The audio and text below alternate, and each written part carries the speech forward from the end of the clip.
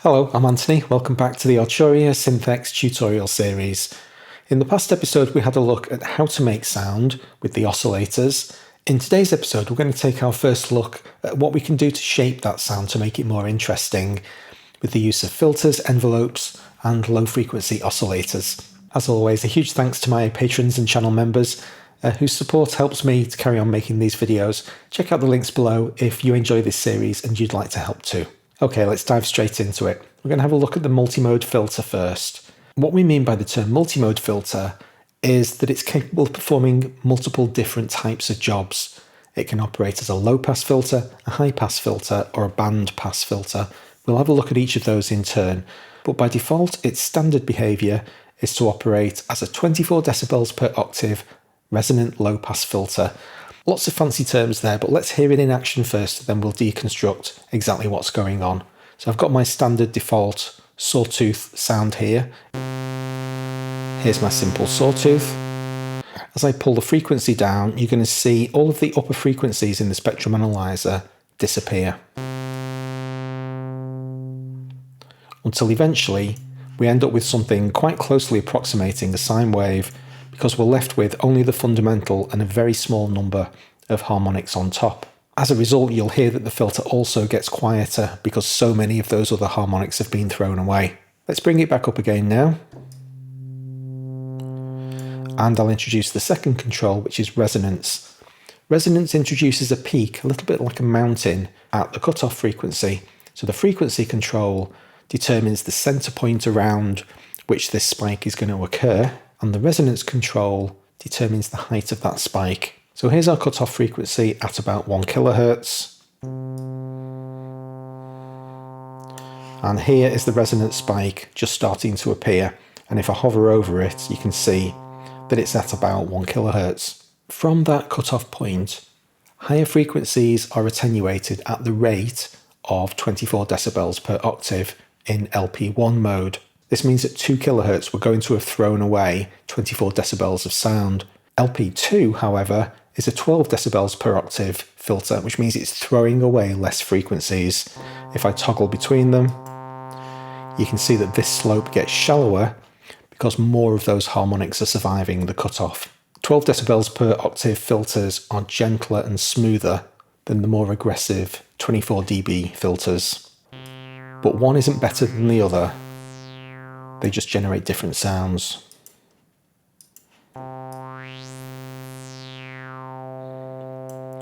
If you increase the resonance knob far enough, the filter circuit itself will begin to generate its own harmonic, its own sine wave signal at the cutoff rate.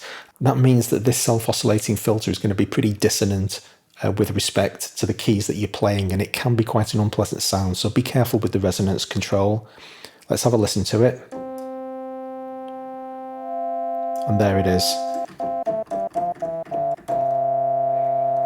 It's a pretty good rule of thumb that unless you're going for a very specific kind of sound effect laden thing, pushing the resonance control to the point of self-oscillation isn't often a good thing because it can be quite an unpleasant sound. Now then, whereas low-pass filters only throw away high frequencies, a band-pass filter attenuates frequencies on both sides of the cutoffs, and so you end up with a bit of a mountain shape in your spectrum analyzer. Let's find one. There we go. There's our mountain shape. We'll push the resonance further and further. There's the resonant peak appearing.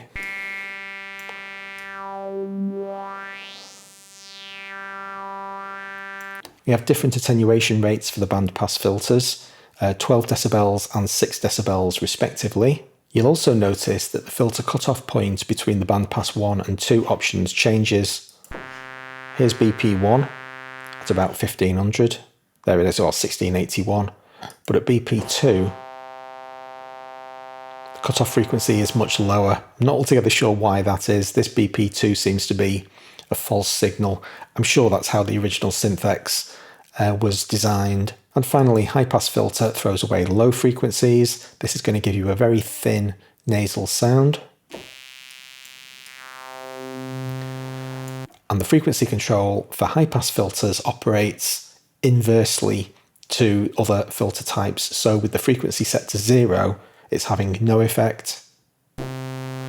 And as we dial up the frequency, the cutoff rate is determining everything below this point that's getting thrown away, all of the low frequencies that are being attenuated. And here you can see that slope. And it gets thinner and thinner until eventually we've thrown away so many frequencies that you can hardly hear it. I'll go back to low pass mode, and now we'll introduce some keyboard follow or keyboard tracking. By increasing the keyboard control, we're going to shift the cutoff rate depending on the frequency of the key that we play. So this frequency control now is only going to be a starting point, and effectively every key on the keyboard is going to have a slightly offset, ever increasing cutoff rate. So if I sweep across the keyboard now, you'll see that cutoff frequency increase.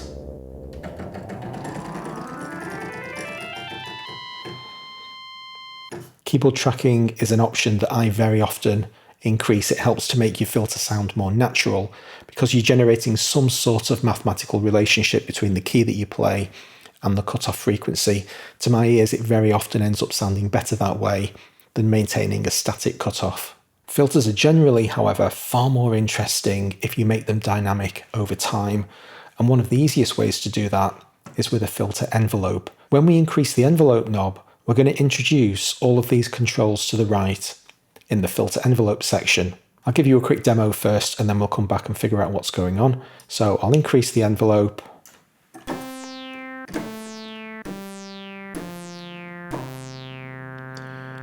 Every key that I play has got its own built-in filter sweep. So this is an attack, decay, sustain, release envelope, or ADSR for short.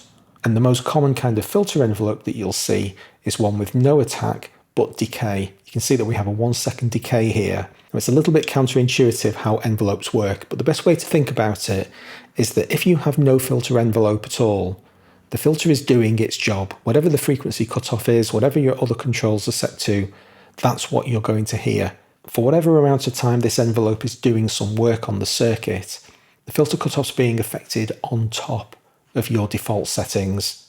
With that in mind, have a look at these filter envelope controls again.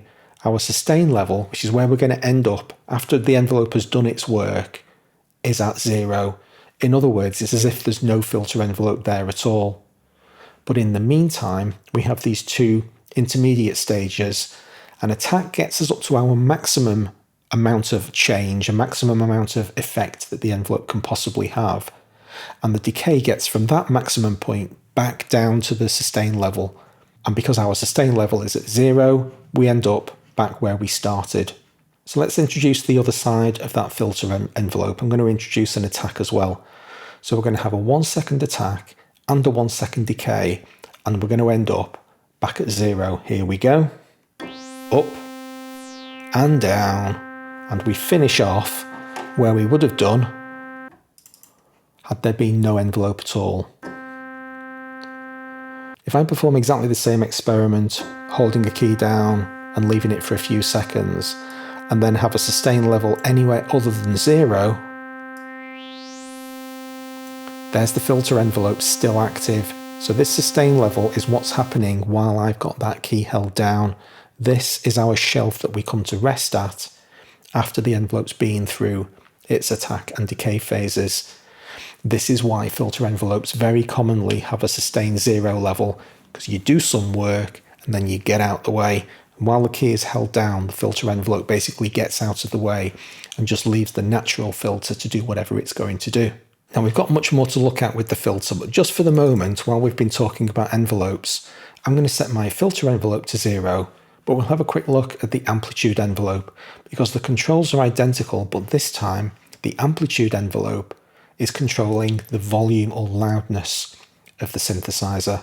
And we typically have a different default state for the amplitude envelope. This time our sustain level defaults to 10. What that means is that as long as you hold a key down, you'll continue to hear it at maximum volume, however hard you've hit the key, but you can still go through an attack and decay phase. This time the attack knob is going to determine how long it takes for the sound to get to full volume. If we want the decay control to do anything, we have to have sustain set to something other than 10, because we can't decay down to a maximum volume. So let's set the sustain to 0, and we'll leave the decay at its default state of 1 second. So we're going to get louder for a second, quieter for a second, and then end up with no sound. Bring the sustain back in, and now we can introduce the fourth of these controls, which is release. The release knob determines how long the sound will last after we let the key go. Let's make it occur instantly again, so it's nice and easy to hear. So as long as I hold the key down, we're at maximum volume because our sustain is set to 10. Let the key go, and it fades away gently over time. That entire amplitude envelope, everything that we've just talked about there, can then be made velocity sensitive, which means that there's some difference between a very quietly played note and a louder note. If I set that to 10, I'm maximising that difference. I'll play the note as quietly as I can. Barely audible. And there's the note at full volume. Now the default preset has a velocity setting at halfway, 0.5, but actually the default value for the velocity control is 0. If I double click this control, that's the synthesizer's default state. And at 0 we have no velocity sensitivity at all. It doesn't matter how hard you press the key, you're always going to hear it at whatever volume the amp envelope is set to. I'm just going to reload the default template again. Now let's have a look at the low frequency oscillators. There are two different LFO circuits in this synthesizer. We have a layer LFO and a master LFO. We're going to deal with the layer LFO first. Just bear in mind that the layer LFO is independent for layers A and B. So everything that I'm going to do now is just operating on layer A that was soloed on. A low frequency oscillator is something that's designed to be a modulator rather than an audio source. Now the layer LFO in the default template is currently cycling at 6 Hz, in other words 6 times per second. So this is how the layer LFO works. We have a single frequency control. We're going to ignore delay for the moment, that's a more advanced concept. And this low frequency oscillator that's cycling 6 times a second is capable of being routed to 2 different sets of destinations. They're controlled with these 2 depth knobs, depth 1 and depth 2. If they're both set to 0, the layer LFO isn't doing anything, so let's make it do some work. I'm going to turn up the depth 1 control and press a key. What you're hearing there is the pitch being modulated 6 times per second. That's called vibrato. That's what vibrato is. We're modulating the pitch of this oscillator 6 times a second, and you hear that warble as vibrato. If I change the frequency control, we control the rate of that oscillation. Now the reason you're hearing that pitch modulation is these controls down at the bottom. The depth 1 controls determine which destinations this LFO is being routed to. By default in this particular preset, depth 1 is being routed to both oscillators. Of course we can't hear oscillator 2, so we don't particularly care about that one, but we can hear oscillator 1. If I disengage that switch, the vibrato disappears. If I increase the depth, the pitch oscillation becomes deeper. In other words, the maximum and minimum pitch that the oscillator is going up and down to varies. If I slow it down far enough, you'll be able to see it in the tuner.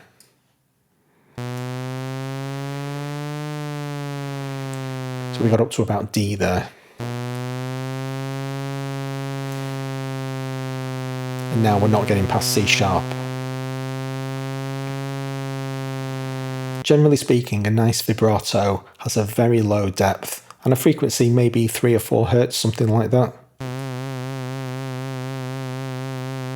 It's such a radical effect to vary your pitch that you generally don't want to be too dramatic with it, unless you're going for a more sound effect based thing. Now then, that little phrase that I played then was fine, but the vibrato was happening instantly the moment I played the key. It's going to sound more natural if you take your time getting to that maximum vibrato effect, and that's what the delay control does. When I increase the delay knob, it means don't go to maximum depth immediately, get there gradually. So when I first play the note, there's no vibrato at all, but it does immediately start being introduced, and it's introduced gradually over the course of the seconds that this control is set to. Let's change our LFO destination now from pitch to tone. I've now routed this low frequency oscillator to the pulse width inside the oscillator. In order to hear this, we need a pulse wave. So I'm going to switch to pulse wave mode, increase the depth so that we can hear the sound more clearly. You can see when I first press the note, you can see this really clearly in the oscilloscope. Right at the very beginning of the note, there's no pulse width, and then it begins to oscillate. And once again, setting quite a subtle depth.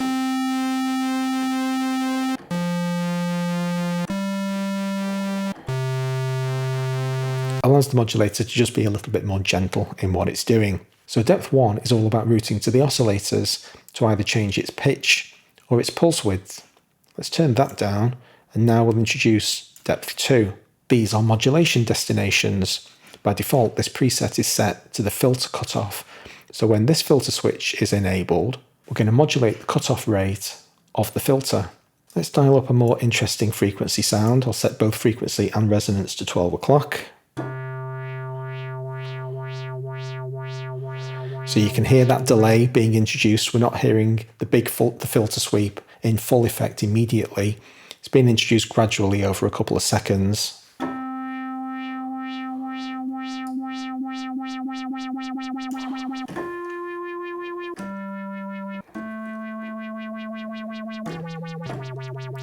Now, did you notice when I'm playing these phrases, I'm being quite careful to play one key at a time? If you play legato,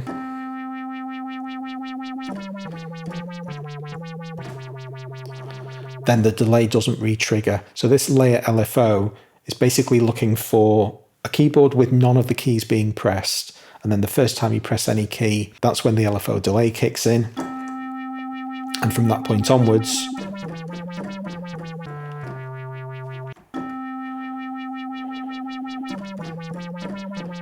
as long as I play legato, it doesn't trigger again. But I can make it trigger again by engaging reset. That's what the reset switch does. Even though I'm playing legato, I'm getting delay on every single key press. Totally up to you which one to use. Both perfectly reasonable options, re-triggering on or off. Now let's have a look at the shape of the LFO. What you're hearing at the moment is modulation according to a triangle wave. So it's very consistent, very smooth. If instead, however, I introduce a sawtooth wave, now we're going to get a different shape of filter modulation.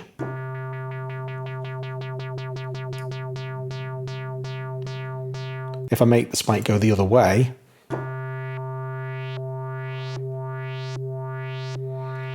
or we have a square wave,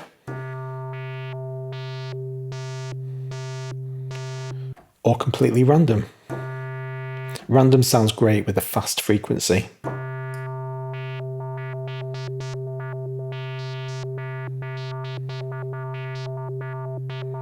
And then it's all a case of salting to taste with your depth control and your frequency cutoff to sound something that meets what you need.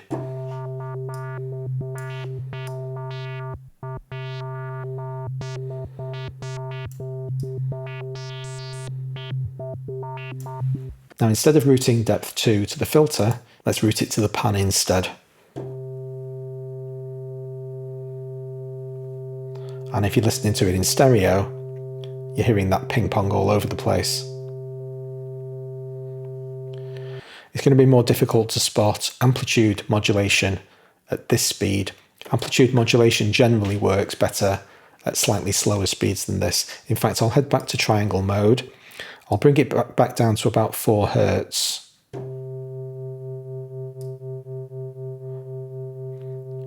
And find a nice depth. And now I've got tremolo.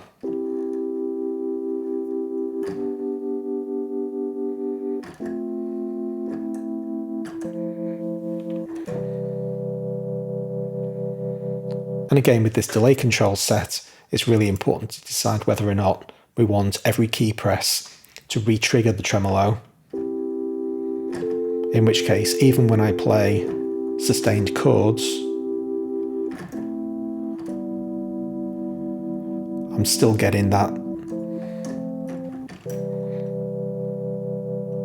gentle introduction of the sound with every single chord that I play, even though there are consistent notes being held down in the meantime. The only control we haven't looked at in this section now is the sync button, and this literally just changes us from fixed frequency mode to one that's dependent on your host, and there you can see fractions of bars. Finally today, a very quick look at the master LFO, because functionally it's very, very similar to the layer LFO, but this time the master LFO operates on both layers simultaneously. So if we head back to duo sound, there you're hearing the saw in layer A and the pulse in layer B. If I set both of these LFOs to about 4 Hz, anywhere near is going to be close enough. And just give you a demonstration of the difference between a layer LFO when you've got 2 layers working. So there you can hear layer A being deformed, but layer B is completely static, as opposed to using the master LFO instead. Now the master LFO can be linked to your modulation wheel. So if I turn my modulation wheel to about halfway and increase the pitch depth,